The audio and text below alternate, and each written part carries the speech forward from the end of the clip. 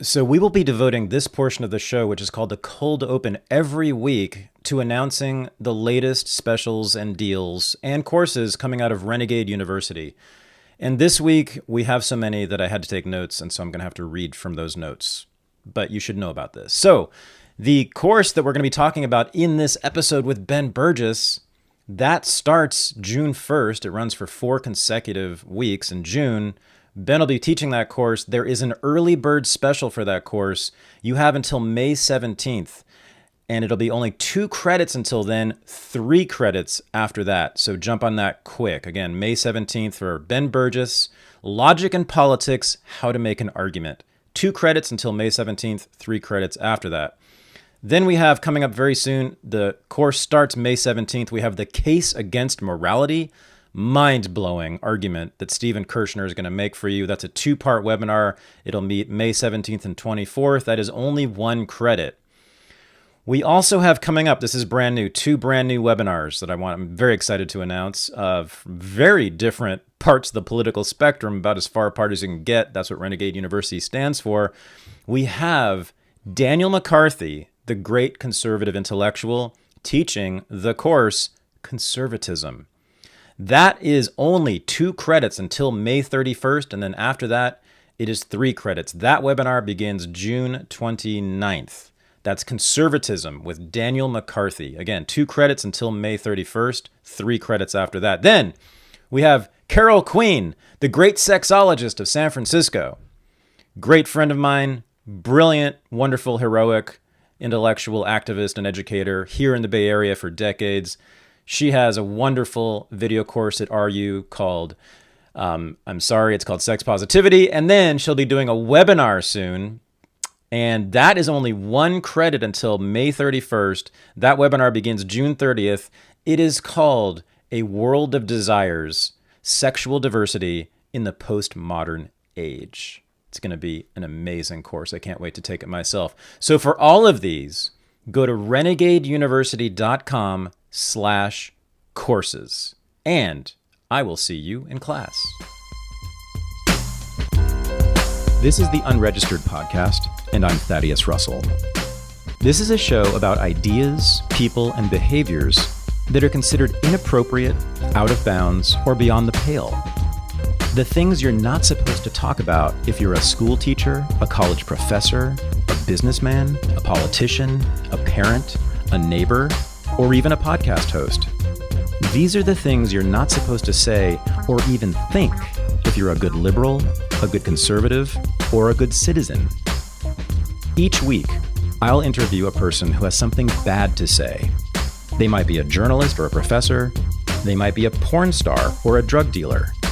They might just be an ordinary person with an ordinary job who doesn't care about the rules of polite society. I'm not interested in breaking the rules just to be a troublemaker. I'm interested in people who break the rules of conventional thought and to expand the scope of what is possible to say in our society. I'm interested in people who make me think. My guest this week has made a career out of teaching people how to argue about politics better. And I am now in business with him. This is my interview with Ben Burgis.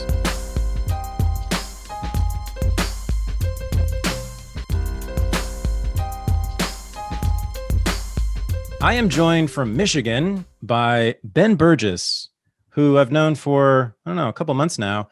I had been told by many people over I didn't tell you this, Ben, but it'd been probably, 2 years of people telling me that I needed to go on your show. I needed to debate Ben Burgis. I needed to talk to Ben Burgis. I needed to have him on my show. Well, I finally did it.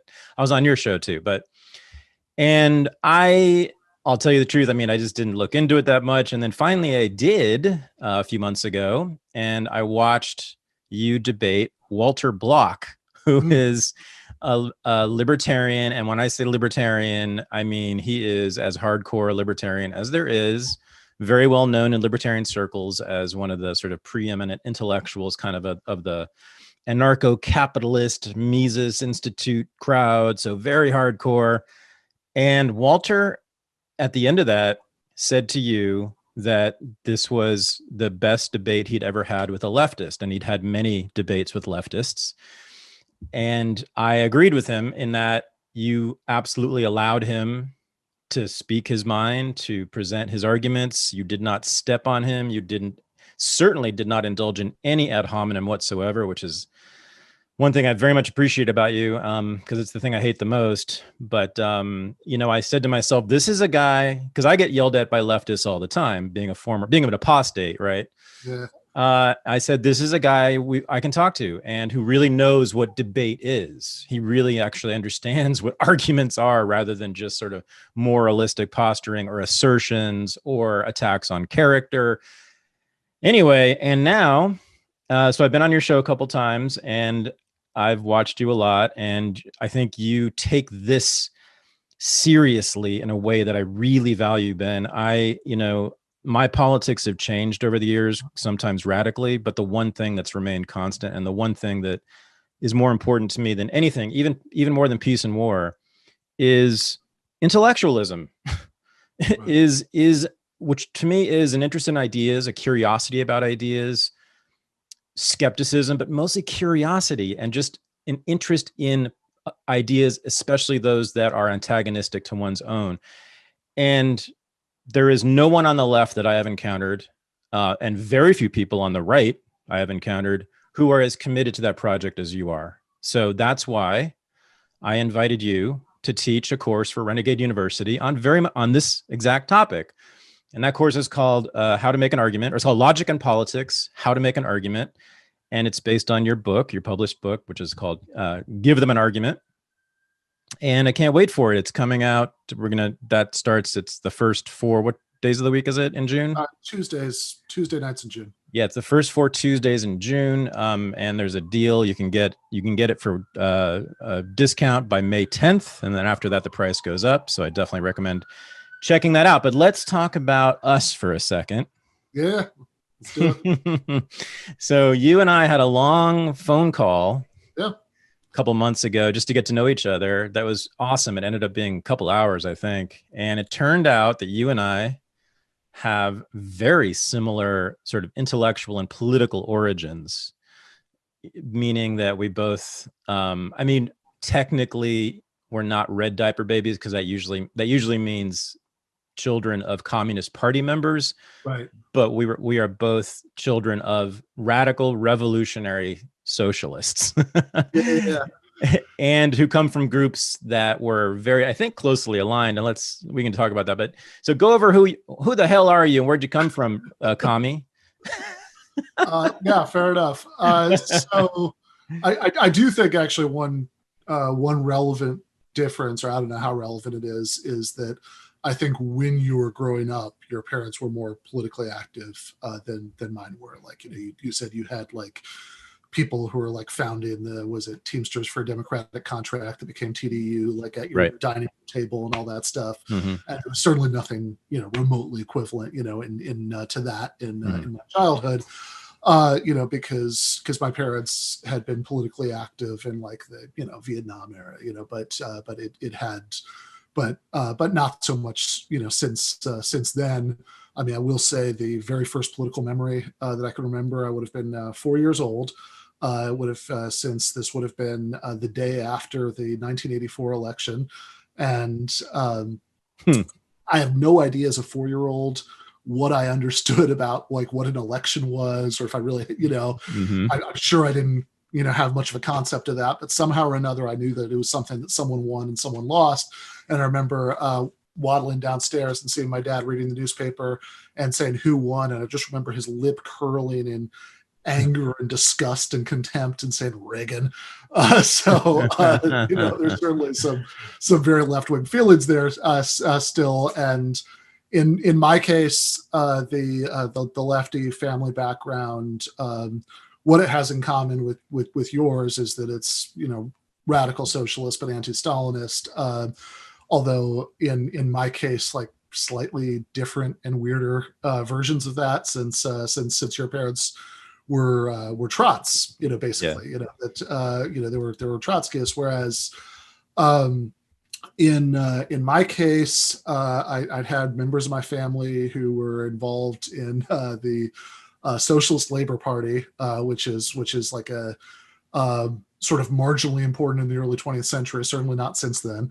And like if you know about, people listening to this, know about like the IWW. There were Socialist Labor Party was very involved in like a faction fight within the IWW that led to like a sort of splinter version of it, as leftists do.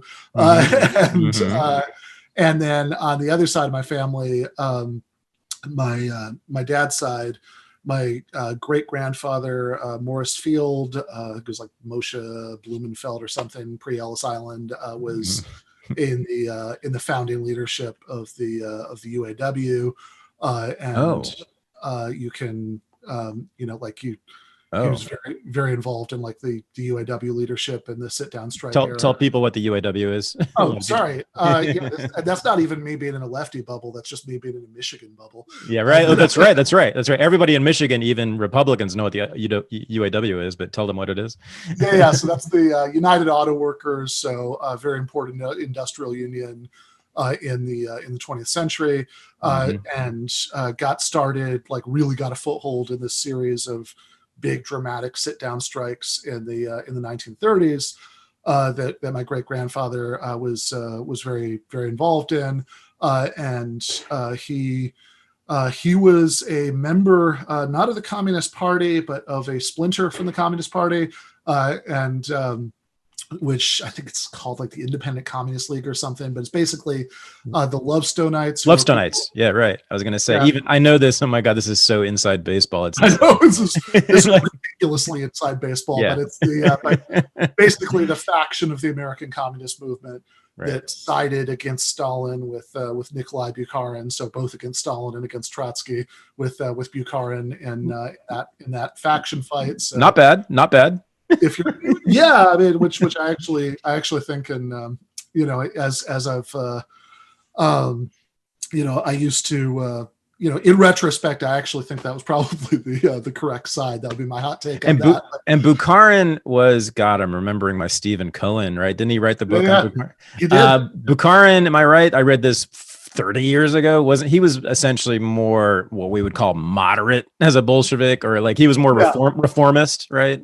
So I think the big distinction, she's certainly more moderate in the context of that faction fight in the 1920s, because he didn't want to do forced collectivization. He thought that basically you'd have to have at least a long period of something like market socialism and like peasants in the USSR as it developed. Which I think is definitely the sanest position in that context. But in any case, the one thing I will say, so my great grandpa Morris died when I was very young. Like I only have an extremely vague memory of him like telling me and my sister Ukrainian fairy tales and stuff. But but I did run into a fact about him that I've always loved in a book called Black Detroit and the Rise of the UAW, which is that during World War II, in the 40s, there was a point where there was this important auto factory in Detroit where, due to so many people being in the war, there was this group of black workers that were put in these more highly valued skilled trades jobs that were usually whites only, and this sparked a racist walkout. And then somebody from Morris Field was called in from the UAW office to sort of adjudicate the situation, and it came in. And a few minutes later, came out and announced, and I quote, "The local will have to accept the Negroes," which is, not exactly the St. Crispin's Day speech, but at least great grandpa was on the right side of history. So that's something. Sure. Yeah. In the 40s, right? That would have been in the 40s, probably. Right? Yeah. Right. Yeah. No, that's very significant for sure. So I did have those, I did have those family roots. And so, even though left politics weren't like an active ingredient of what I was around, growing up, when I sort of asked questions about it, I got sympathetic answers, and that there's stuff, and there were things, there were socialist books around, in the house and stuff, including, by the way, a copy of Capital that Morris Field had used in Marxist reading group that included Walter Reuther's wife May. So that's one little bit of history there. But I had, certainly in terms of my being, more politically active, without derailing this into more of a blow by blow than would actually be interesting for anybody. I'll say that I think a big thing for me was the fact that I was in my early 20s when 9/11 and the beginning of the War on Terror happened. Okay. And so I was, and so as somebody with basically lefty inclinations, kind of watching that from my perspective, descent into collective madness, that was pretty formative for me. I was very involved in, I actually graduated from college, undergrad, a semester late, because I was spending so much time organizing anti-war protests, and when the war in Iraq was starting, but then for a long time after the anti-war movement kind of burned out and largely faded away. I know it never went away entirely, but it certainly wasn't what it was. I wasn't, there was a long time when I wasn't, particularly politically active. I mean, like, really my political activity was that as like a grad student, was that I'd like read, Glenn Greenwald articles in Salon and use them as cheat sheets to, argue with my liberal friends at the bar about drone strikes. That's kind of what I did. But, good.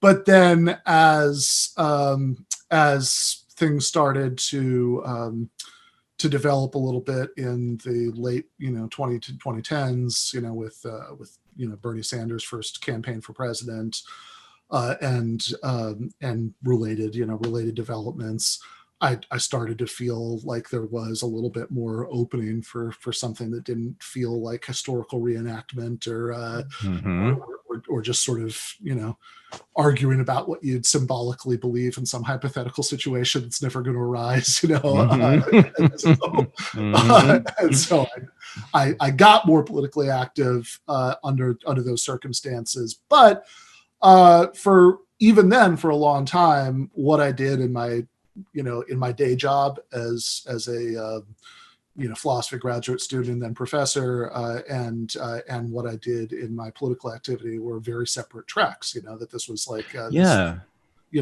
these weren't things that I particularly saw any occasion to cross the streams. And then I think what really started, I think probably the first thing that made me. And by the way, sorry to cut you off, but just to say it's really interesting and really unusual. Hadn't thought about that. I thought about it a little bit with you, but vast majority of lefties, or really any political people, don't come out of analytic philosophy at all, right?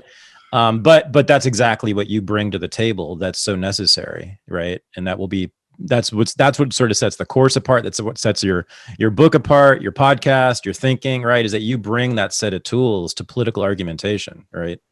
Yeah. So I think, actually, so that's a question. I mean, how much do you think we should set that up? Because I could imagine. I'm very curious, because you and I have never actually talked about this directly, but I think that that is a major basis for who you are and your politics, right? Yeah. So I guess people who maybe aren't super familiar with, I mean, absolutely. But like people who aren't necessarily super familiar with academic philosophy, might or might not sort of get that distinction that you're making there. And let's do it. No, let's do it. Let's talk about the difference between continental, analytic, and all that. Yeah. So continental. So roughly when people talk about continental philosophy, what they mean is the philosophy that comes after Kant that's different from what people are doing when they do analytic philosophy, which I realize is super unhelpful definition that I just gave. But I'm trying to be accurate, and part of what makes this a weird way to draw the lines is that continental is a geographic description, and as a matter of fact, a lot of what we refer to as analytic philosophy was happening on the European continent. And I always think about, Brian Leiter has a line somewhere about how the two people who did the most for the quality of American philosophy departments were Adolf Hitler and Margaret Thatcher. Hitler by making people flee for their lives, get jobs in the United States, and Margaret Thatcher just by like cutting budgets and stuff and getting people to get jobs in the United States. Right. But very, very roughly, I think that when you think about continental philosophy, that might be what a lot of people just think of when they think of philosophy. So, so they think about sort of very dense, somewhat obscure texts where, if people know about like Heidegger, or Derrida or people like this, those might be the sorts of figures that they're thinking of. Where I think in practice, a lot of the sort of joy of engaging with that stuff, if that's what you're into, is in sort of figuring out what the person you're reading is getting at, and having that moment of, okay, aha, now I get it, right? Now I get what they're trying to say and how it relates to what these other people in these other places are trying to say, what the connections are. And I totally get the appeal of that. But I think what we generally think of as analytic philosophy is something a little bit different, and its pleasures are very different, So analytic philosophy, more than anything else, because we're talking, these are incredibly general terms, especially analytic philosophy. It refers to a zillion people pursuing a zillion different projects with a zillion different worldviews. But what it really has in common is an emphasis on clarity and rigor, So it's not so much that you're reading it to sort of try to figure out what the person is getting at. They're actually going to be extremely explicit about what they're getting at. They're going to really try to spell it out and to sort of show you the logical bones of the argument. Here's how these two parts fit together. So rather than reading it and thinking, okay, how do I sort of like, how can I sort of think my way into understanding what this author is getting at and how it relates to what other authors are getting at? The pleasures of analytic philosophy are more like, okay, what's the, like, where is there a place where somebody could make an objection to this argument, and how might they reply to that objection? That's more what you're, that's more what you're thinking about, and what you're trying to figure out, where, so people making like trying to make very precise distinctions, and to think about objections, to think about ways to to answer those objections. It's all kind of it's like the skeleton is on the outside, and that's sort of a given, and so the pleasure of it comes from the fact that you're maybe following an intricate line of argument. I think that that's probably the best way of sort of grounding what the basic distinction is between those two roughly ways of doing philosophy. Yeah, I mean, I guess is the analytic philosopher's emphasis is on the logical integrity of an argument, right? And you all tend to be focused maybe primarily or even exclusively on that, on argumentation itself. Does that make sense?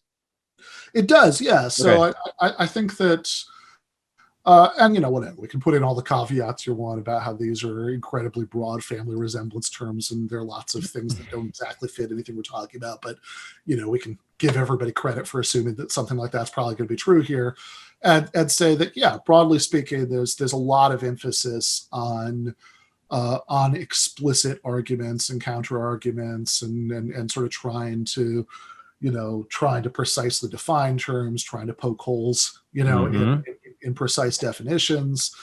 And I think both of these things, they have their particular pleasures, and both of them can be annoying in different ways, Oh, yeah. I'm very aware of, would certainly not try to deny that. I think at its worst, continental philosophy can be, unnecessarily obscure and up its own ass in certain ways. At its worst, I think analytic philosophy can be tedious and can sort of miss can be make a kind of fetish of making a really precise, very narrow point that's not actually that interesting, because because I think there's a kind of false analogy between philosophy done in this mode and science that I think like motivates some of the worst things about analytic philosophy, which is like, look, if you read like scientific journals, sure, everybody's like pursuing some incredibly narrow little subpoint, something within a subthing, because they're just trying to prove this one tiny little thing. Yeah. But in science, those tiny little things actually all add up to something.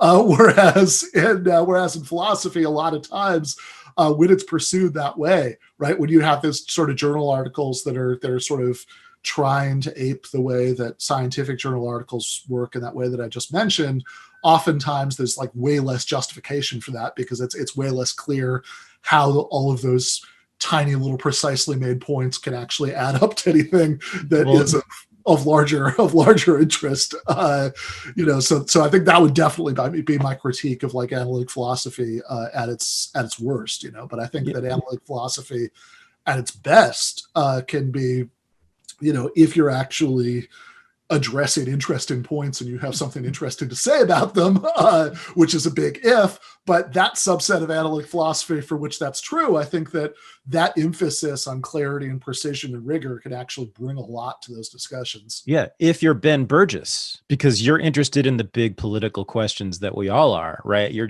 using analytic philosophy to get at these big questions. That's why I like you. That's why I hang out with you. I've had friends who were analytic philosophers when I was at Columbia in grad school, and they were great guys, but their dissertations were literally on like 2 pages of Heidegger, and there was just no entry point for me that was interesting, right? They weren't interested in politics, which is fine. That's completely fine. Sure. It's just or culture, which is fine, but just that I am. And so I finally, what are you going to talk to them about? Yeah, right. Exactly. So finally I come across you, and you come out of the analytic tradition. I'm thinking, oh God, this guy's going to be like basically just a scientist, going on and on about logical this and that. But, and you do use those tools and you do have that mind, but you're interested in all the stuff that all my listeners talk about and think about all the time, which is the big political and cultural questions of the time. Yeah, so I will say, by the way, that that I actually like analytic philosophers who are only interested in really narrow, really esoteric things better when they at least admit that they're only interested in really narrow, really esoteric things. One of the things that actually most annoys me, I'm going to sound like a cranky old man here, but is when because this is something that I mostly notice in people who are like graduate students or very junior, kind of faculty members now, when people are only interested in sort of that like very precise argumentative reading of those 2 pages of Heidegger or whatever, but they tell themselves and they tell each other that this has some sort of like massive political significance. And that's like the most annoying combination, because, you sort of take away like, you manage to be as annoying as like literature professors who think they're like doing revolution by deconstructing texts or whatever, right? But like you also do it in this really dry and narrow way, and like that's the worst thing.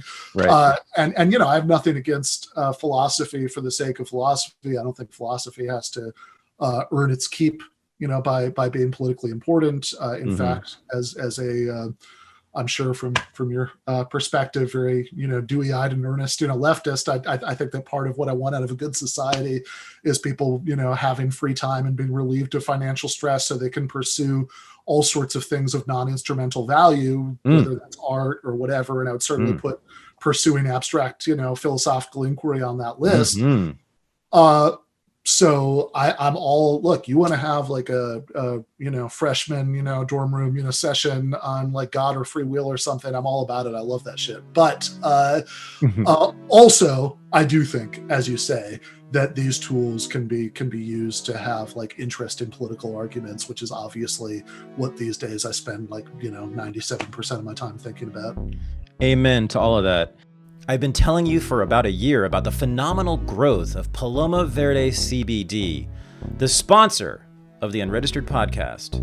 proud to say that Paloma Verde is thriving in large part because unregistered listeners have found their products to be incredibly helpful in their lives, just like they were for me. So everybody who's listening can get 25% off every single product in their store by going to their brand new website, another testament to their success, which is palomaverdecbd.com. Go there, use the discount code RENEGADE to get your 25% discount on every single product in their store. Also, there's the unregistered combo pack, also known by people in the know as the Thad pack, which contains my 3 favorite Paloma Verde CBD products, which are their gummies, which taste like the best candy. They're some of the best tasting gummies I've ever had. Their soft gels, which have 25 milligrams of CBD in every soft gel. I use 2 to 6 per day to help with my anxiety and my insomnia. And my very favorite thing I talk about all the time, I tell everybody about, is their fast-acting, high-potency tincture. You get all 3 in the unregistered combo pack, and that's for 33% off.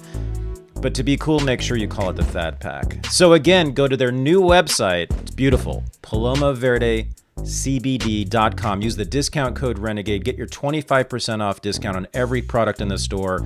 Get that unregistered combo pack, the Thad pack. Improve your life. Make your body feel better. And I thank you so much. So you wrote the book, Give Them an Argument, with my friend Doug Lane at Zero Books, who's been on here. And I've been on his show a couple times. And that came out several years ago. What was the inspiration for that? I mean, I kind of know. I think I know, but I want you to tell. I mean, it came out of a frustration, right, with left-wing politics and maybe politics generally. I don't know, because this is certainly not exclusive to the left. Problems with bad argumentation, right? No, it's certainly not. No. Although it manifests in different ways, I think, in different parts of the political spectrum. Right. So yeah, the book actually only came out a couple of years ago, but it was something that, well, I guess I should say that the thing that sort of I think the very first thing that made me think that there was a useful or worthwhile way of sort of crossing the streams of what I was doing academically, since the whole time I was in grad school and for years after that, I wasn't doing anything political in academic work that I did. I mean, I was just doing abstract esoteric philosophy. My dissertation was about logical paradoxes, but I think the first thing that made me think that that there was something about this training in academic philosophy that could be politically useful was in 2018, seeing people that I knew, people who were in my extended family, other people who I thought got really, who started getting really into to Jordan Peterson, who I thought and think is the world's biggest jackass, and so there's a lot of he makes all of these sort of philosophical claims all the time that that I didn't think made sense, and so Doug, who you mentioned, the main editor at Zero Books, actually organized this conference about him in 2018. Oh yeah. Since Peterson had actually been scheduled to be on Doug's podcast, it was on the books. Yep. And then either Peterson himself or more likely someone who worked for him realized that this wouldn't be a friendly interview and canceled it. And then very shortly after that, Peterson was on Joe Rogan, and Rogan asked him, "Hey, how come you never debate any of these equality of outcome Marxists you're always talking about?" And Peterson said, "Well, they don't want to talk to me." And Doug got so irritated about that that he organized this conference along with these people in Idaho, was called Jordan Peterson, a conference in lieu of a debate. And since I had been spending way too much time, just free time, arguing with people on social media about Jordan Peterson, and I'd known Doug from other contexts from a long time ago, I told him, "Oh yeah, I'd like to submit something to that conference," which I did. That's where I met our late mutual friend Michael Brooks. Yeah, right. at that conference. Hmm. But also when I said, oh, I'd like to submit something for that conference, Doug said, I was actually wondering if you wanted to write a book for us. And he sort of had the idea, because I posted about writing like academic things about logic. He had the idea that I could write something about logic and politics for Zero Books. And initially I didn't quite see it, right? I was like, I don't know, what would that look like, right? And then I started to think about it a little bit more.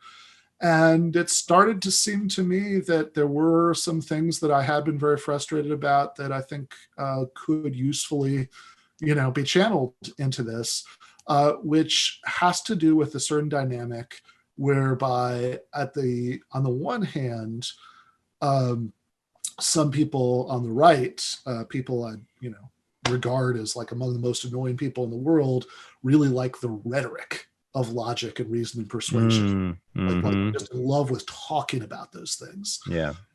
Even though I'd argue that, oftentimes when you start to peer under the hood and ask for the details, it gets, there's not a lot there. And then conversely, a lot of people on my team overreact to the first group of people. A little bit.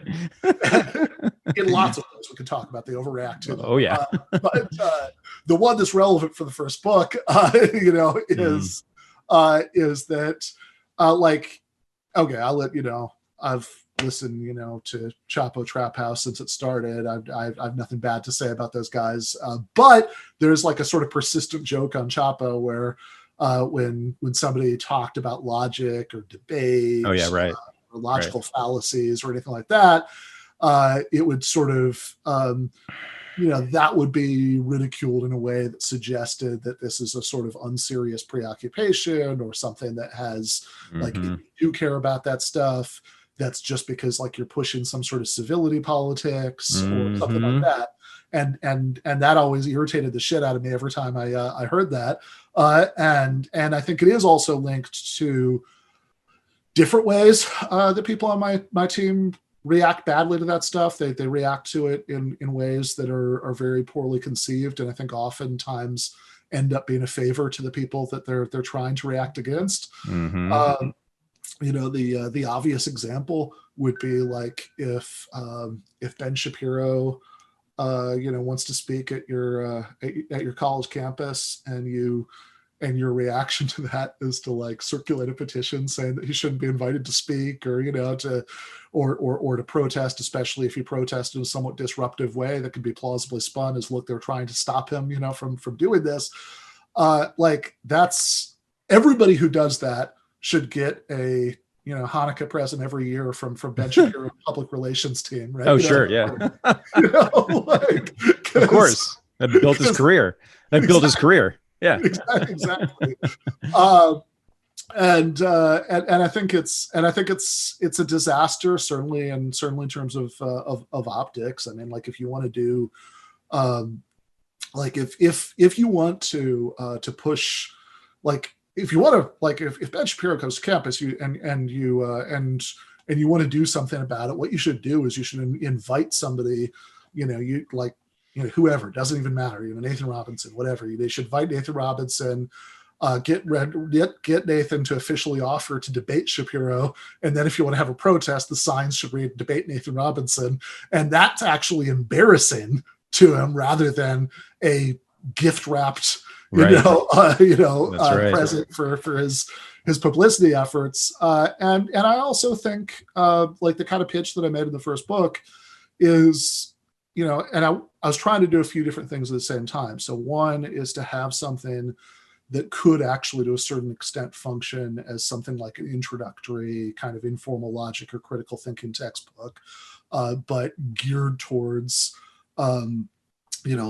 politically active, lefties, and with and trying to sort of teach people about different kinds of arguments and logical fallacies and things like that by showing through the mechanism of trying to like pierce the bubble of hype around some of these figures and show that they themselves were making absolutely terrible arguments, which is something that is true. It is also something that, of course, the people that I'm trying to convince take these tools more seriously are very amenable to hearing. Mm-hmm. But then the other part of the book is kind of a polemic to care more about this stuff and to approach things in that way, rather than going through your political life, having your primary tools for pushing back against your political opponents being mockery or moral condemnation, which is 99% of what I see, which I think is, and look, I'm not saying there aren't things in the world that deserve to be morally condemned, and I'm not saying that I have never or never plan on mocking anything, as I continue forward. But if those are the only tools in your arsenal, then I think that that's really bad and it's really dangerous, because for one thing, if you're actually trying to pursue some sort of political project where you have any hopes of success, it's just a bad look. It's if you never get around to responding to people's arguments, people who are undecided will plausibly suspect you of not having good responses. Mm-hmm. And for another thing, if those are the only tools at your disposal, and I guess in a way this goes back to what we were talking about the sort of our respective left genealogies, Mm-hmm. when political disagreements arise within the left themselves, as they pretty much have once every 15 minutes or so since the French Revolution, then if these are the only tools you have, these are the tools you're going to turn on each other. And that ends up being incredibly toxic and alienating, and something that I think makes most normal people, and I know that there are people who insist on hearing normal person as a dog whistle. I do not mean it that way. I mean like people from any background who are not marinating in the political subculture of the left. What makes most normal people in that sense reasonably not want to have anything to do with you, because you just seem strange and unpleasant. Mm-hmm. Whew, a lot there. Okay, so it's funny, your book, even though you were of the left, its critique is mostly of the left. But you started the project with a critique of Jordan Peterson. So to show how ecumenical you are, let's do both. Sure.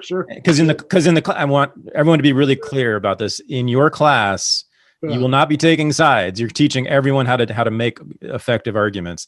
So give us, what's your beef with Jordan Peterson? I have my own, and then tell us, and then let's go through the longer list of your beef with left-wing argumentation. What was the thing about Jordan that got you?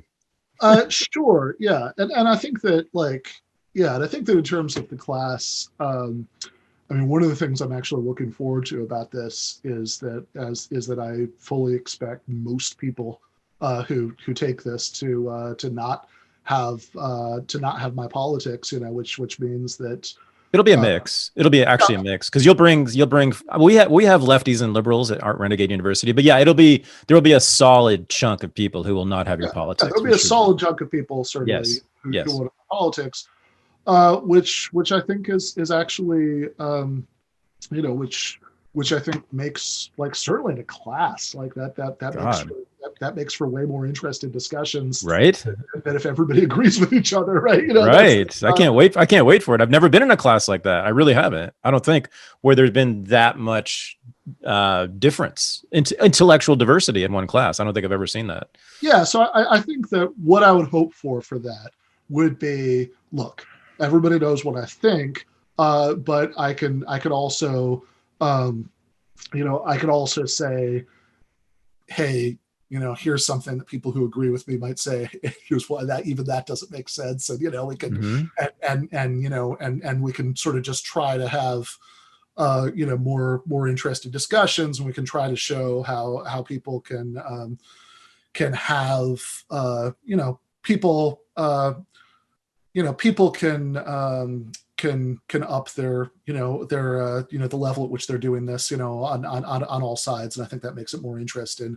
But yeah, so let's start with Jordan Peterson. So I have a couple of beefs with Jordan Peterson. One of which is that he, this is, I guess, the sort of nerdiest one, but he just frequently makes claims about the history of philosophy that aren't true. Certainly, when he talks about like how postmodernism is just like Marxism that's like going into hiding, after 1968. Yeah, it's Uh, amazing. Yeah.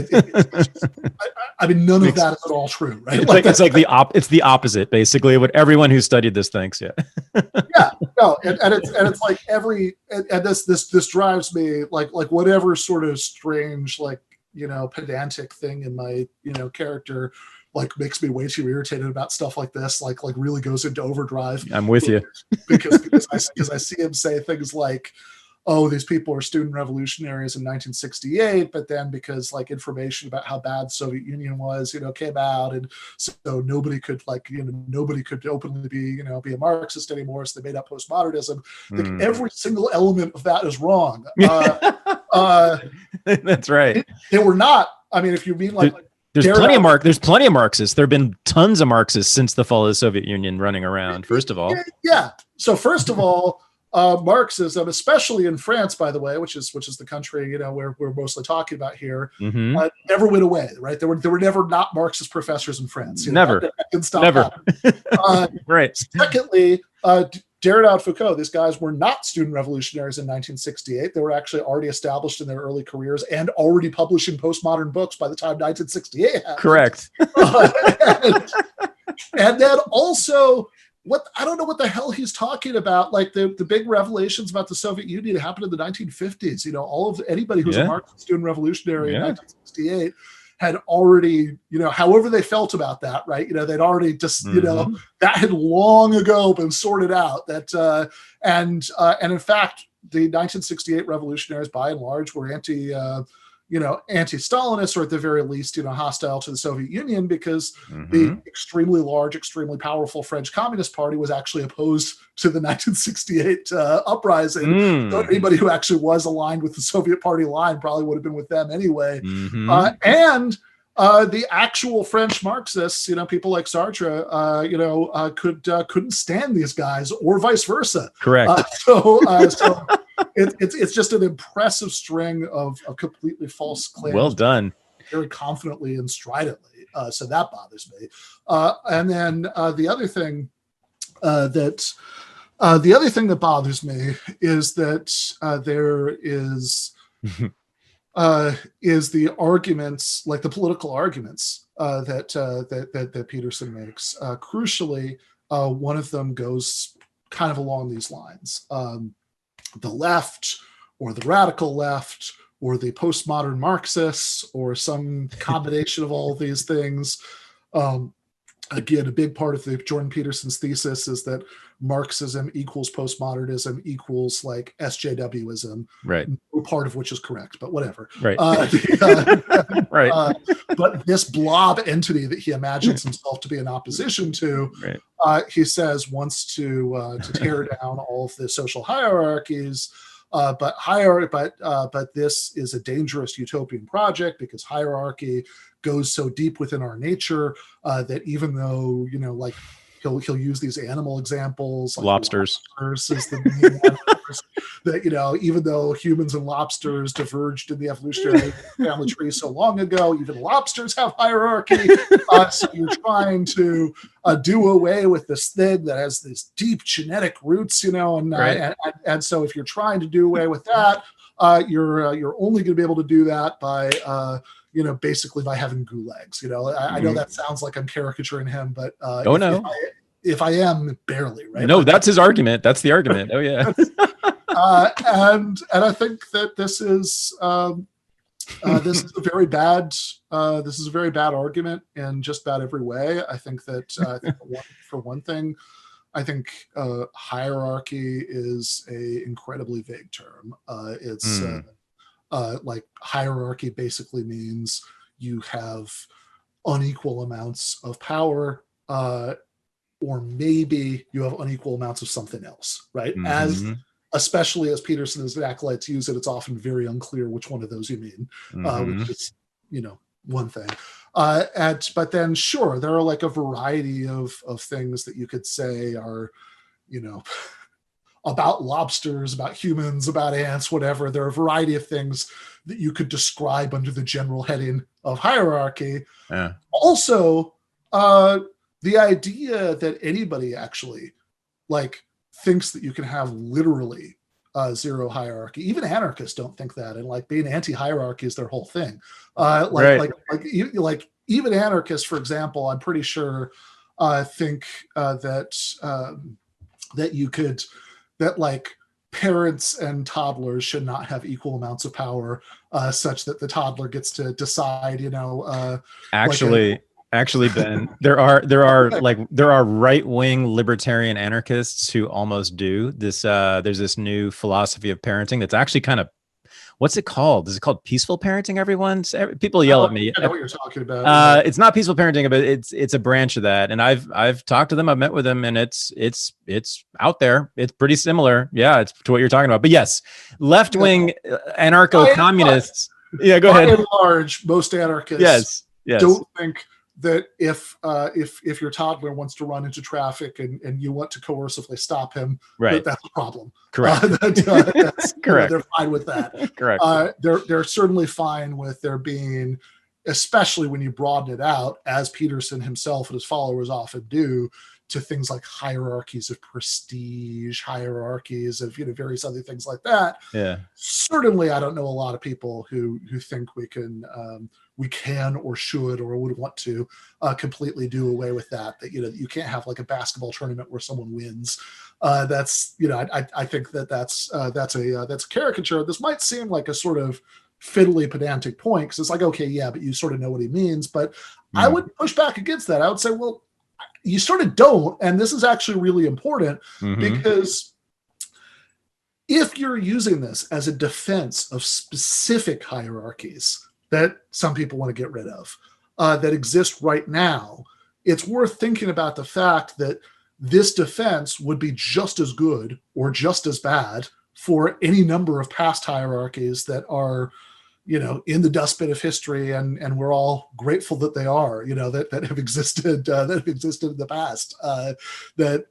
You could imagine the antebellum Jordan Peterson, say, well, okay, it's, we have this hierarchy between, masters and slaves. 18th century Jordan Peterson saying, well, we have this hierarchy of king, lords and commons, like there are ancient Roman Jordan Peterson, we have this hierarchy of patricians and plebs, and if it wouldn't be a good defense of any of those, right? I don't understand why it's supposed to be a good defense of this. And oftentimes what's suggested is that he wants to make a specific defense of like existing capitalist economic hierarchies, perhaps. And okay, right, there are certainly people who are vastly more insightful than Jordan Peterson who do that, but I think but I don't really see what this abstract argument about genes and hierarchy is supposed to add to that defense. I would also add that something that drives me a little crazy is his frequently repeated line about how quality of opportunity is fine. That's good even, but quality of outcome, that's bad. That's that'll lead to the gulag. Trying to enforce that, and whereas I do agree. First of all, if you're talking about Marxism, Karl Marx certainly didn't believe in perfect equality of outcome. Read the Critique of the Gotha Program. He said that you would need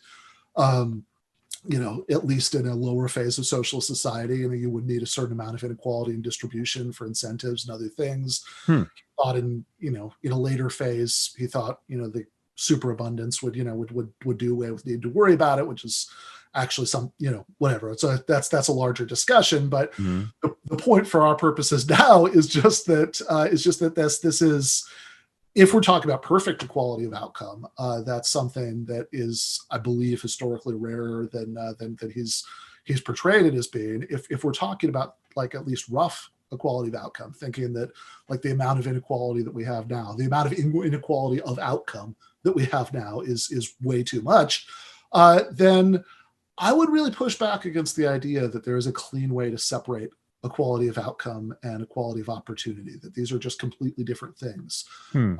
Because there is a real question here about what we mean by equality of opportunity, what kind of equality of opportunity that we should most care about.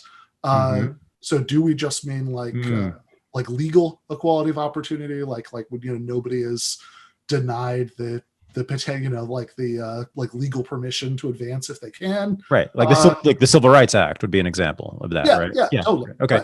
Right. Right. So that's one conception of equality of opportunity, and I think we can all agree that that's a good thing that should exist.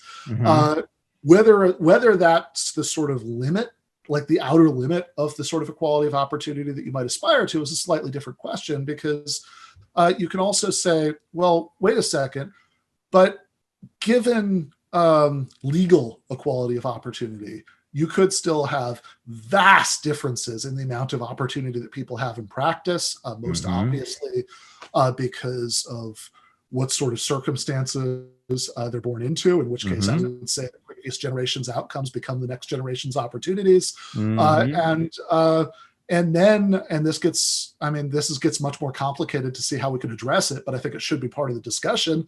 There's also vast differences in realistic opportunities, just given any number of contingent facts about people over which we have no control. That if you happen to live in a society that's ruled by a warrior caste, where whether you're really big and strong is going to determine what opportunities that you have. There are people who, through no fault of their own, are not going to have very much chance to do that. If you live in a society where you have like professional managerial class ladders of career advancement, you can go up, then maybe that won't help you very much. But a certain package of cognitive abilities that are equally not under our control, determine whether you can climb up those. All of which is just to say that this idea that we all know exactly what equality of opportunity is, and that's fine, and that achieving that is all the social justice anybody could reasonably want, is something I would push back against on several fronts. It's lacking. In other words, are you making an argument for policy that would produce equal outcomes? Yeah, I think at least relatively equal outcomes. And I would just go one step further, and I would also say that I'm arguing that without at least much more equal outcomes than we currently have, I would really question how meaningfully equal the opportunities are. Okay. So that last part is obviously, I think out of the three criticisms of Jordan Peterson I just made, I think that the first one is the simplest, because read some Wikipedia entries on postmodernism, and it's just wrong. The second one is more controversial, but I think that sort of regardless of your larger moral or political values, I think everybody should at least be able to step back and say, okay, I could see that this hierarchy argument that he's making doesn't really make very much sense. The third argument is where I'm actually appealing to controversial, normative premises. But I also think that, even if, anybody listening to this, right, even if you disagree with me about those premises, I would at least say, fine, but find a better champion than Jordan Peterson, because he's really not bringing a lot to this discussion. Yeah, which they certainly can. Well, Ben, I just want to say, even though I probably would argue with you about the policies seeking equal outcome, that was brilliantly argued. All three. Yeah. I mean, what Peterson's doing, I think, he's never said this, and I wonder why, but don't you think what he's doing, and this is maybe a tangent here on Jordan Peterson, but he's defending sort of the essence of classical conservatism, right? I mean, he just sort of wants to say, hey, let's not throw everything out, Jacobins, and he means that both in terms of the guys in Brooklyn and in France, a couple hundred years ago, right? And which I think that's a very noble and useful impulse, actually. And I'm a big fan of classical conservatives, even though I'm obviously like the opposite of them. Right. But I think it's a wonderful, I love Edmund Burke, and I think it's a wonderful corrective for so many things, But I kind of feel like Peterson is a political neophyte. Like, I find these intellectual dark web guys, and now here is a tangent. I'll just do it anyway. But like, to me, the whole intellectual dark web guy thing, that's their main problem. They became political like 5 minutes ago, and they just don't have, like Sam Harris. He said he wasn't political at all until after 9/11. Right. But he was older than you, so he has no. I mean, so he was like in his well into his 30s or whatever, right? So I just feel like they're like reacting sort of viscerally to things, and for me, it's Peterson reacting to this, like, hey, wait a minute, there's something in conservatism that I think is useful that we should hold on to, and I like that. But I agree with you. His argumentation is pretty weak. Yeah, I would also just really quickly say that I think that part of both Peterson's appeal and part of what I find so frustrating about him is that, even though you're right, I mean, these are kind of like, some of this stuff really does feel like sort of your, like year one of thinking about this stuff, thoughts about it that he's presented, but he's presenting it in this way that is incredibly emotionally intense. Yeah. And I think a lot of people react to that favorably because it reads as sincerity, like he really cares about really cares about what he's saying. I think that he has a certain kind of emotionally turbulent, scoldy father figure, energy to him that a lot of people like. You think? But it's also part of that appeal is that it's always presented as if like he has like been to the mountaintop and he has come back and he has figured some stuff out that he's going to share with you now. Yeah. And like, you're just going to kind of listen. And I think this is how he gets away with making some of his craziest claims, which we haven't even talked about, like the obvious one would be the twine snake imagery in ancient artwork having to do with people taking psychedelics and like somehow having an insight into the double helix structure of DNA. I swear to God, I'm not making that up. He said that. And so you get like roomfuls of adults who just hear this and then nod along, because he sounds so damn sure of himself, and it's so intense, but. If he were just sort of presenting, it's like, hey, I've got this thought. What do you think? Right? Like that would be much less frustrating to me. I'm sure it would also make him much less compelling, to the vast numbers of people who find his work compelling. And I think there are similarities elsewhere in that crowd, right? That so-called intellectual dark web. Like Sam Harris is like so much of Sam Harris's appeal is just that he has this really confident but also really soothing voice. Correct. It's just incredibly like calming. Correct. He sounds so smart and so calm at the same time. What a combination. What a combination. That's what you want, right? Yeah. So even if what he's saying is like, my particular moral views can somehow be derived from science, which exactly is like just an objectively insane thing to say. Yet, Ben, that's what most people think, including people on the left, right? They think that their morality can be objectively derived from science. I mean, that's the dominant. Harris is unusually explicit about it. Yes, I agree. I agree. He thinks from brain scans you can see it. But I mean, isn't this is very important. This is very relevant. Isn't moralism kind of at the one of the major problems on all sides here?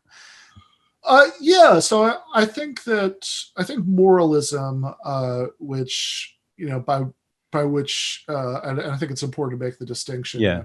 Sometimes people hear that and they think moralism just means like morality, just like having a conception of what's right or wrong or just or unjust. Right. But moralism meaning something much more specific, meaning a kind of fixation on evaluating individuals for their moral character. I always think of Adolf Reed's line about how this is just too Protestant a way of approaching politics. It seems to be about who's going to heaven and who's going to hell, which is a fun fact about Reed, by the way. He sent he went as far as to send his son Torre to Catholic school because he said you have to You have to raise your kids as either Catholic or Jewish, or there's a risk that they'll grow up religious. But for those who don't know, Adolf Reed is very respected, prominent Marxist intellectual who is now at Penn, and he's very critical of what's called woke left, the identity politics left, very critical. In fact, he's kind of the OG critic on the left of that within left. And then his son, Touré Reed, went to grad school with me at Columbia. He was younger, so we didn't really know each other, but he was there. We were there at the same time. He's a historian and he's making similar arguments today. Yeah. Sorry, I cut you off. You were, so moralism. Moralism, is a real problem, right? It's like it's anti-intellectual. It is anti-intellectual. I think so. Like, one of my general problems with moralism is just that it makes people stupid. I see this all the time in culture. Like when people do cultural criticism in this super moralistic mode, which has become much more culturally dominant, I think, in the last, like, really just the last several years. Like, if I would even say, like, if you think back to like 10 years ago, and I know these are kind of like, you kind of referred earlier to people who live in Brooklyn and have certain sorts of sensibilities. I know these are examples that'll make me really sound like that, but if you think to back to 10 years ago, when Louis and Girls were both on TV, and you compare that to like the culture that existed then, where in both cases, right, whatever I might think of either of those individuals, right? Wow. Louis C.K. and Lena Dunham were both being encouraged and rewarded for exploring their own flaws in the shows, and sort of milking humor and insight from thinking about the various ways in which they were deeply flawed people. That is just very, very unlike any kind of cultural offering that I see right now. It's something that I think just the zeitgeist right now would just absolutely not tolerate. Yes. I think, for example, of a year ago, 2 years ago, Dave Chappelle came out with the stand-up special, Sticks and Stones. And some of the responses to that, and I mean, even disregarding the sort of popular responses, the million people, screaming at him on Twitter or whatever, like, but even if we restrict ourselves to people writing in Salon and Slate and places like that, like people who do like reviewers, it really felt like some of these people didn't understand that what they were listening to was meant as comedy. That part of what it means for something to be comedy is that you're saying things you don't mean because they're funny. And so for example, there was a line in there that a lot of people, maybe not a lot of, at least one review I read in one of those publications, was sort of picking out as something that they were kind of scolding him about, was when he said that he is a victim blamer. And so when he heard about, Michael Jackson's, molestation case, his first reaction was, what were those kids wearing? I think, okay, well, wait a second. Like, you understand that he's not telling you what he thinks, that his position is not that that it was those kids' fault, that they were slutty children, and that they had it coming. So that's one thing, that it just makes people, that it just makes people stupid, because it makes people. I mean, I think there's actually a moral objection to moralism, that it makes people have less empathy, because they don't see people in their complexity as much, because there's too much of a immediate push to sort everybody into the good people basket. Totally. Basket. And so those are, like, just on a human level, right? Those are reasons that I don't like it. But I also think that when it enters into to politics, and particularly the kind of politics that I care about, which is left politics, it has some really damaging. It has some really damaging consequences. So, when you, for one thing, I mean, you were talking earlier about the sort of spiritual core of conservatism with Jordan Peterson. But surely the spiritual core of leftism should be all about sort of directing whatever kind of righteous fury you have at structures and institutions, and saying that you shouldn't focus on people. It's not about, it's not about good and bad people. It's, it's about, it's about the way that society is structured. And the left right now is full of people who say they agree with that. There you go. They consistently act like they don't agree with that. They there you go. Act like all they care about is sorting people into the good basket and the bad basket. And so that's why Derek Chauvin is going to fry, but there will be the exact same number of deaths at the hand of cops next year, right? Because they got what they wanted, which was the destruction of the devil embodied by a human being, right? And, they played around with what they thought was systemic, defund the police reform, which of course fell apart and won't go anywhere. But nothing's changed essentially and structurally, right? With criminal justice. Yeah. Like I want, certainly I don't want to live in a society where a state official can kneel on someone's neck for 9 minutes and get away with it. Right. While they're begging for their life and just keep on doing it while they're being filmed because they know they can do that with impunity. Like, I think that's a very bad thing. I think it's bad for democracy. I think it's unjust. But I do worry about people not seeing the gaps between both in that immediate case that you're talking about, that like other cops, like his own police chief, Chauvin's police chief, pretty much cut him loose, in that trial, sort of throwing one person out and saying like, look, this guy is making us look too bad. Oh, I didn't know. I didn't know that. Okay. Yeah. Yeah. No, there are like, you can watch clips online of I think it's his police chief. And I think also somebody who's doing his training, who are right.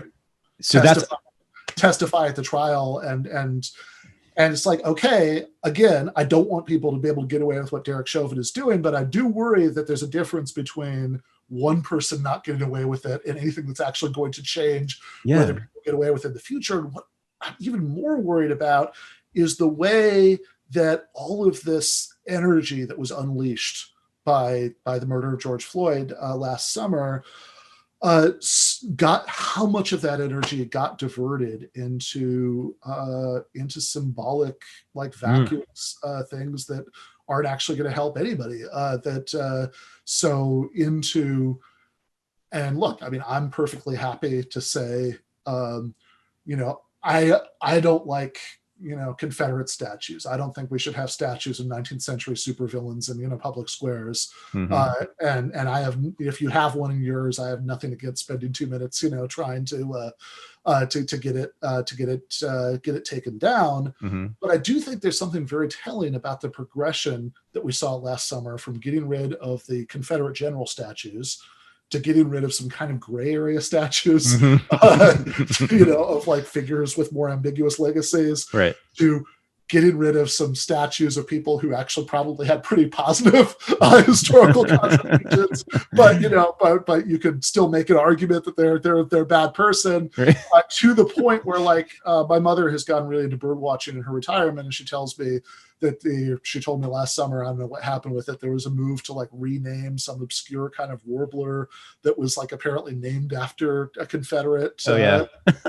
and that's the kind of thing that makes me think, and those are maybe relatively innocuous examples, although we can also talk about uglier examples to varied extents, and you can argue about how big a deal any of this is, but my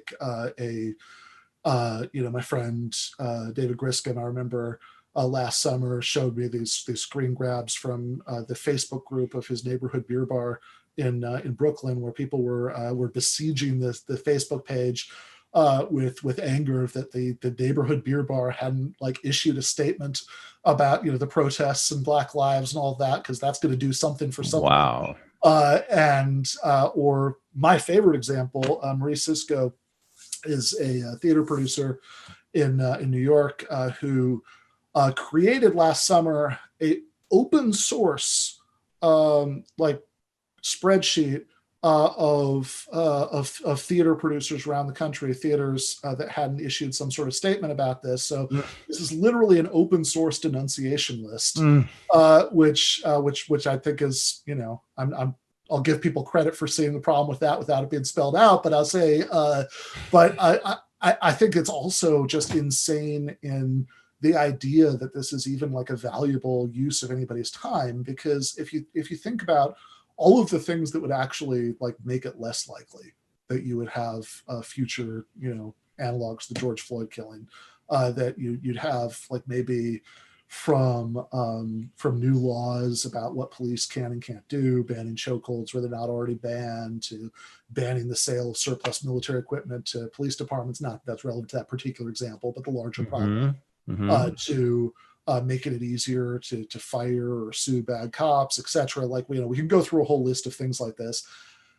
None of those things is going to be made any more likely, right, by a theater issuing a statement about Black lives. Like the police chief who would go along with such a reform if only his favorite theater told him to does not exist.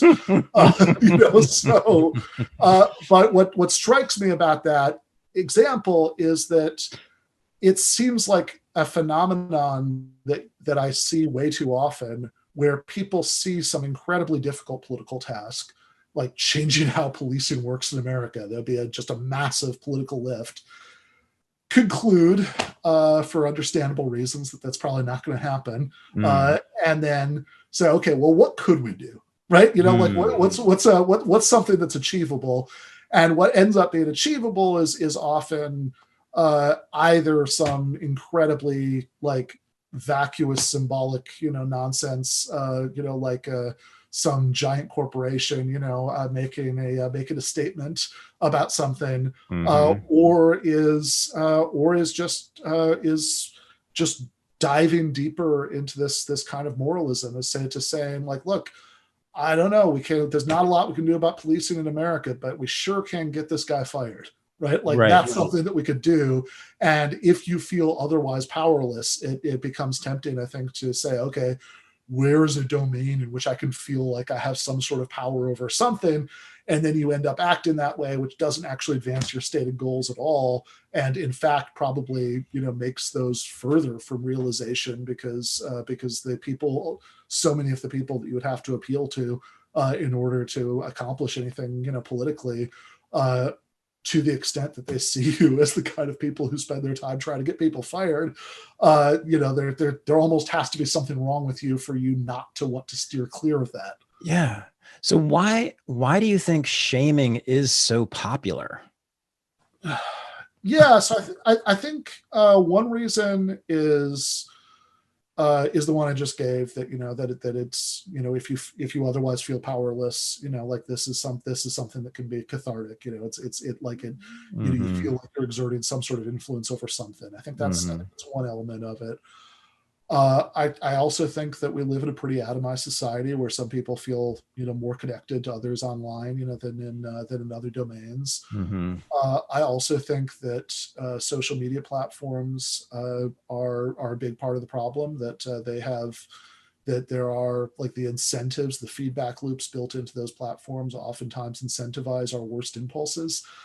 So a small example that I think about, also from last summer, early fall, is there's a guy named Wendell Potter, who used to be a health insurance executive and lobbyist, and like 10 years ago or something, he had a come to Jesus moment about it, and since then he has he's dedicated his life to campaigning for single payer healthcare, and he will frequently tweet things of the following format: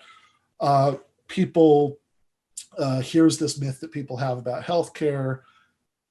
That's partially because of what I did when I was a health insurance executive, that people believe this. He will frequently tweet things like this.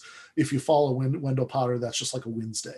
But last summer, I saw somebody, like a writer with 10,000 Twitter followers, that kind of account. Somebody randomly picked up one of these Wendell Potter tweets of that format. They just happened to see it. Like they happened to run across it that day on their feed. And they quote tweeted it and said, "Oh my God, this piece of shit actually admitted it." And that had like 75,000 likes before enough people had told him who Wendell Potter was, that he took it down. And what really strikes me about this is John Ronson wrote a book about this. So You've Been Publicly Shamed. Yeah. And it's a very good book. And in the book, he talks about the metaphor of speeding, like electronic speed signs. So the signs where as you pass it, it'll show you the speed limit, and then it'll show you how fast you're going. So you see it, you see the two side by side. And in principle, it's not obvious why these should work because there's no enforcement mechanism attached to it. Like the machine doesn't give you a ticket in any way, and it also doesn't give you any new information. You like a normal non-electronic speed sign tells you what the speed limit is, and the speedometer in every single car that's manufactured tells you how fast you're going. So there's nothing extra here. But there are studies showing that these signs are actually somewhat effective in getting people to slow down because there's this immediate feedback loop. You see as you're slowing down to match the posted limit, you see the two next to each other. So that's just like a little instant feedback. Good job. You're slowing down. You should. Mm-hmm. And in that case, maybe it's a benevolent case. But I think that as Ronson points out, it's the feedback loops that are built into social media platforms have the effect of incentivizing just sort of thoughtlessly reacting to things because look, why take the 10 seconds to click on Wendell Potter's name at the top of that tweet, find out who he is, so maybe you have some context for that tweet, which literally would have taken 10 seconds. If they clicked on his name, they would have seen organizations with the phrase single payer in them in his Twitter bio. But why do that when you can get that little endorphin rush of all those likes and retweets for starting the pile on, right away? It gives you every reason in the world to just react without thinking about it. And that's a big problem. Also, of course, to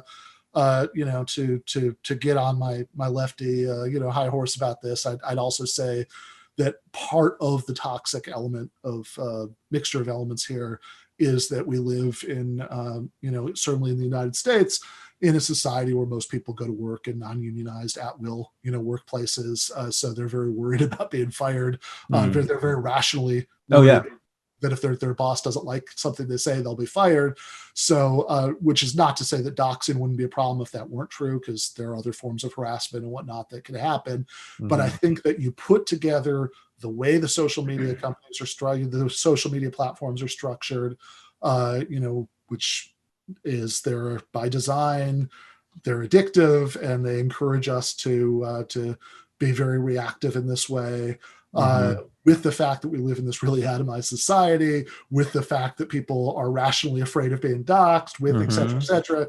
And then I think all of those elements, I think, roughly add up to, I know some people have a Pavlovian reaction to this phrase for various reasons, but roughly what we're talking about when we use the phrase cancel culture is the sort of perfect storm that's created by all of those things.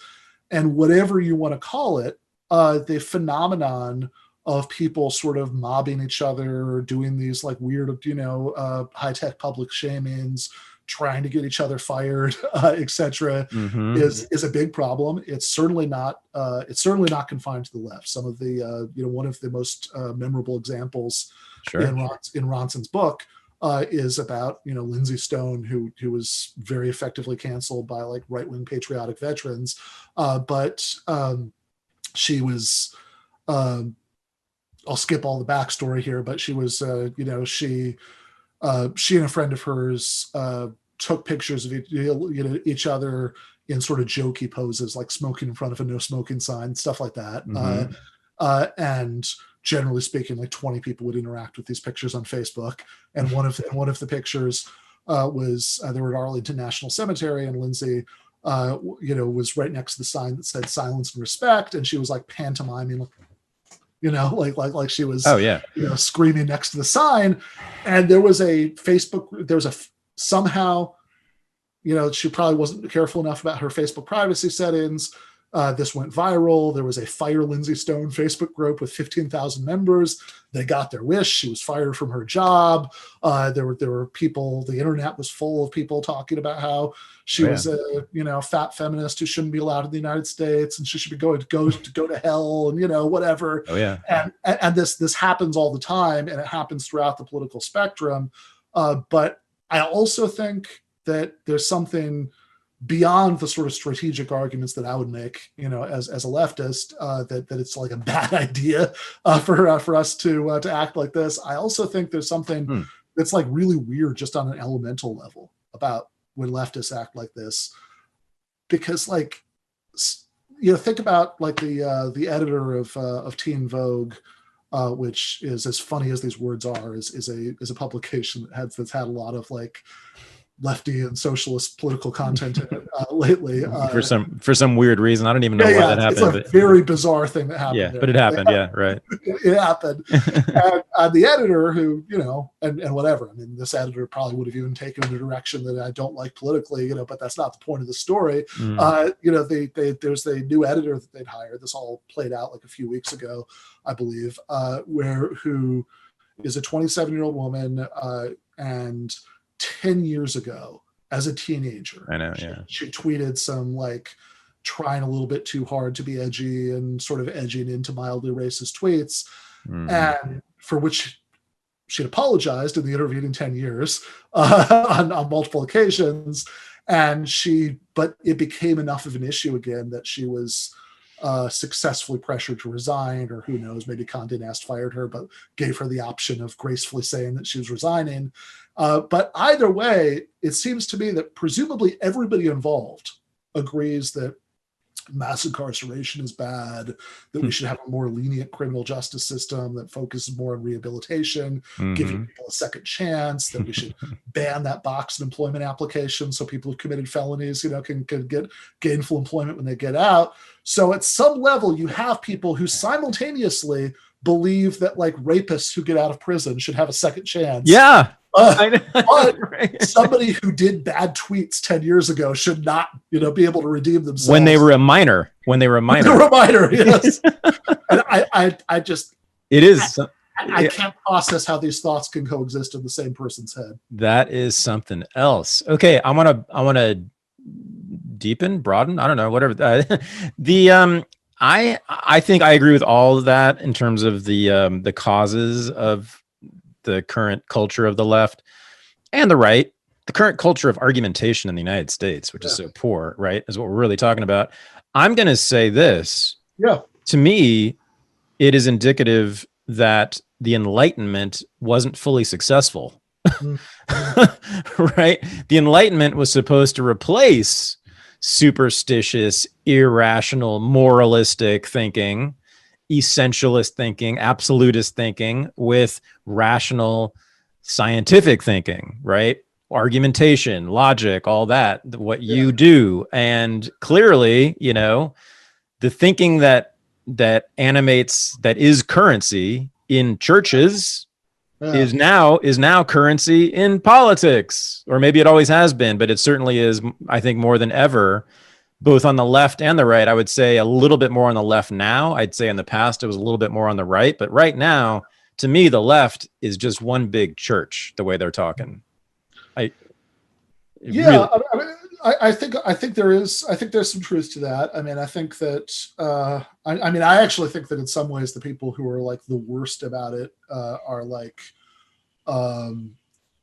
culturally woke, but ultimately very establishment kinds of like liberal centrists. I think those are actually probably the worst offenders. But but yeah, I think there is like I get that. Like there's a essay that I've always found really interesting that I talk about extensively in my new book, which since we as you joked to me before we started this, markets rule our lives. I will say the name of the new book is "Canceling Comedians While the World Burns: A Critique of the Contemporary Left," and in that book, an essay that I return to a lot is Mark Fisher's "Exiting the Vampire Castle," which was written in 2013, but as I think Michael said in his book, always feels like it could have been written last week. And in that book, he's talking about lots of what we're talking about. He's talking about specifically the way that it manifests on the left among people who ostensibly agree with him. And he quotes Nietzsche talking about how something worse than Christianity was going to come eventually. And Fisher says in the essay, hey, it's here, right? This thing that's worse than Christianity. And a question I asked in the book is, okay, in what sense could that be true? Because of course there's an obvious sense in which it's not true. That if you look at the sort of greatest crimes perpetrated by Christian churches, that's like, the Spanish Inquisition, gay conversion therapy, and conquest, and colonization, slavery. And clearly, as much as I object to online pile-ons and getting people fired, it's clearly not in the same categories anymore. No. Right? But I think the one dimension in which I see what I think this is what Fisher meant, or at least that this is one respect in which I think if he meant this, he would be right, is that God, at least Christianity, there is a pretense, often hypocritical, but there, that to hate the sin but love the sinner. And whatever you want to say about that, I will take love the sinner over the sinner as literal trash. And can't be redeemed, right? Like a lot of this stuff, there's a conspicuous absence of belief in the possibility of forgiveness and redemption that really bothers me, because even if the way it's manifested is relatively minor, nobody's being executed, nobody's being sent to the Magdalene, whatever they called it in Ireland, that's the reformatories, you mean? Yeah. Even though none of that's happening, right? We're just talking about social and reputational punishments, loss of income and employment, things like that, which, by the way, I don't regard as trivial, but thank you. I'd rather have one of those things happen to me than be burned at the stake. But that, I hope those aren't my choices. Right. It's still, I still think that there's something really disturbing about the lack of any well-defined belief in the possibility even of forgiving people and giving them a second chance and all of that stuff, which I just don't see. So I think, for example, about one of my favorite left-wing writers, Freddie DeBoer, who is me too. Wrote a really good book, which, by the way, is very relevant to the conversation we were having earlier about equality of opportunity last year, called The Cult of Smart. Yep. And Freddie has struggled with psychiatric issues, and as part of that, that struggle, he was off his medications for a long time, and he'd be the first to admit, some genuinely reprehensible things on the road to getting help, and and spending some time in in medical facility and being on his meds and all that stuff, and he has extensively written about this. He's extensively taken responsibility. He's owned it. He's owned it explicitly on my show, on many other shows. His own writing. Yeah, it's great. And yet, every time, like, I post on social media something that Freddie wrote and say anything positive about it, I will see people bring up, but what about what he did, at this time? And it just strikes me that people who have that reaction either don't have or haven't thought about, so essentially don't have any sort of root that exists within their understanding of morality to forgiving people and giving people some sort of possibility for redemption and a second chance. It's also a non-argument. Right. Yeah. Well, there's that too, right? Like, you could be a terrible person, but also be a good writer and make a good point about something. In fact, that it is trivially easy to find tons of examples of that, right? That the world has historically been full of good writers and smart intellectuals, who are also bad people. There's certainly no contradiction there. I don't know if there's a better analysis of the Treaty of Versailles than Mein Kampf. I mean, I don't think there is. I mean, Hitler had the most brilliant, comprehensive analysis of the outcome of World War I that I've ever seen. So, all right, you're going to teach us how to think like Hitler. No, I want to know. I want to know what you're going to teach. I'm going to be your student in this class, and I want to know what we're going to do in the class. We're going to apply, as you said, some of these techniques of analytic philosophy to political questions. Yeah. Have you already decided what political questions we're going to talk about? I'm so excited. Some of them, yeah. So I think that, and it's actually good. People who are getting this class are getting the benefit of the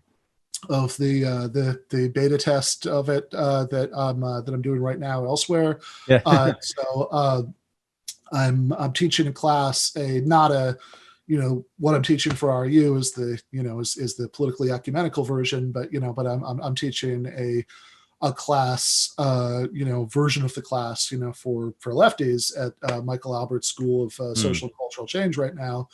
And it's been good. God, Michael Albert has been like on the left since I was a teenager, basically. Oh, yeah. He's been a prominent name on the left since I was a little teenage socialist back in the 1970s and 80s, I think. But anyway, yeah, that sounds good. Yeah. And the class I've been teaching at Michael's thing, it's been good. We've got 50-ish people in that class, and it's been really fun to teach. It's my first experience teaching outside of a regular college, which is kind of liberating in a lot of ways. Sure is. Yeah. And so I've been. It's also a longer class than the one I'm going to do at RU, which means I kind of have the opportunity right now to, sort of test a lot of material and think about and think about what works. Right. And I think that some of the stuff that is most sort of prone to a very compressed class. We've got a few sessions, and and we want to sort of pack them as much as possible, with good stuff, is a couple things. So I think that one of them is the focus in the book, give them an argument on informal argumentation, since if you're going to do more technical stuff, I think you just need longer, to build it up. So on relatively informal argumentation, on thinking about logical fallacies, and on thinking about logical fallacies and how in a different way than you are getting if you have had the misfortune of being involved in online arguments where people bring them up, because in that context, they're treated as sort of as sort of like giving people yellow cards, right? You broke the rules, and in a usually a very shallow way, because a lot of times the game is how quickly can I diagnose this and kind of pass out summary judgment to prove my superior intelligence, which I think is not a useful way of using these argumentative tools. I think a useful way of using these tools involves slowing down and thinking about it and saying, okay, here are ways that arguments can go wrong. Is this argument committing it, or is there a more charitable way to read the argument? If it is committing it, is there a way to sort of rework it? So it wouldn't. Is there a way of getting at the essential point that somebody's trying to make that doesn't, that we could use these to make it a better version of the argument? And I think that's the stuff that you really want to think about. So that's going to be a definite through line. I think that things that I'm a couple of examples of things that I'm very interested in. So so they'll probably show up in the course, is how to think about normative reasoning in general. So this goes back to the discussion we're having about Sam Harris, where we sort of briefly alluded to Sam's belief that he can derive his particular moral views from empirical science, and I think thinking about what's wrong with that, right? Thinking about Hume's point about facts and values, can certainly show you why it's a mistake to think that we can do it like that.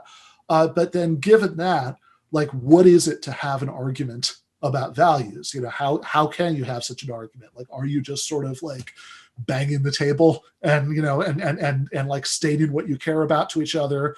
Mm-hmm. Or is there a way to give somebody a rational reason to move in your direction? And so both, how does that work in practice? And how can we think about it on a more theoretical level? So like, what are really interesting, normative arguments that you can make? So I think of people who are, as you say, analytic philosophers who are in the business of doing this, who I find interesting, like Judith Jarvis Thompson or G.A. Cohen, or in the enemy camp, Robert Nozick. Those would all be examples. Great. And then what's going on here, right? So like if it's not the case that there's some way in which we're inferring moral truth from brain scans, then how do we make sense of what's going on when we make these arguments to each other, right?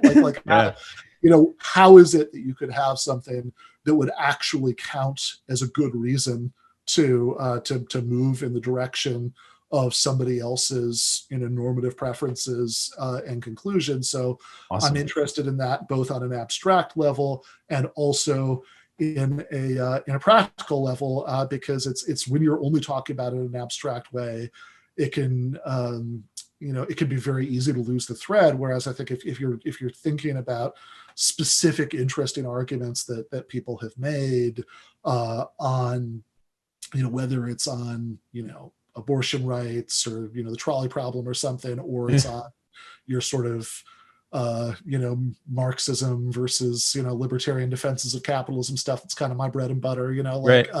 That if you look at interesting arguments that people have actually made, preferably people who are good writers, you don't hate every moment of reading them making those arguments, and then you think about interesting objections that could be made to them and ways that you could I love it. I love it. Then that sort of grounds that kind of larger question of how do we even make sense of what's going on here, on the assumption that that we're not just sort of that once we admit that we can't put on our white lab coats and infer what counts as a just society from looking at test tubes, then what's going on here and how do we make sense of it? I love it. Read your smartest enemies, not your dumbest enemies. I trained myself to argue by reading William F. Buckley's columns in the National Review when I was a 19-year-old college freshman, and I was a socialist, of course. And so I was like, who's the enemy? Oh, they are. And who's the smartest member of the enemy? Oh, he is. So I studied the way he put together his arguments. Ben, I never have gotten any formal training at all in this, in logic and rhetoric and any of that. And so I'm going to be so much smarter from this. I can't believe, this is going to be so good for me. It's just going to sharpen all the edges. It's going to be great. Yeah, I was going to say, actually, it's funny you mentioned Buckley, because I do try to make sure that I read at least one or two conservative books a year just to keep myself honest. And one of the ones that I did last year was God and Man at Yale by William F. Buckley. Which I have to say, since the one I read before that was The Right Side of History by Ben Shapiro, it was a pleasure to read. I bet. Oh, Buckley was an amazing writer. No doubt about it. Yeah, he was great. Ben Burgis, thank you for this. This has been really fun for me. It's been great to dig into this stuff, and I love to talk some inside baseball with a fellow, well, I guess I was a leftist, but yeah, it's fun to get back into that stuff. And this course is going to be phenomenal for me. It's going to sharpen my mind a lot, and I think a lot of people are going to appreciate it. So thank you for doing that. And I will see you in June, my friend. All right. Thank you so much, Thaddeus. All right, Ben. Bye. This is the Unregistered podcast, and I'm Thaddeus Russell. To join the new Renegade University, go to renegadeuniversity.com. To join the new Unregistered Underground, the supporting listeners group for the podcast, go to unregisteredunderground.com. Thanks for listening.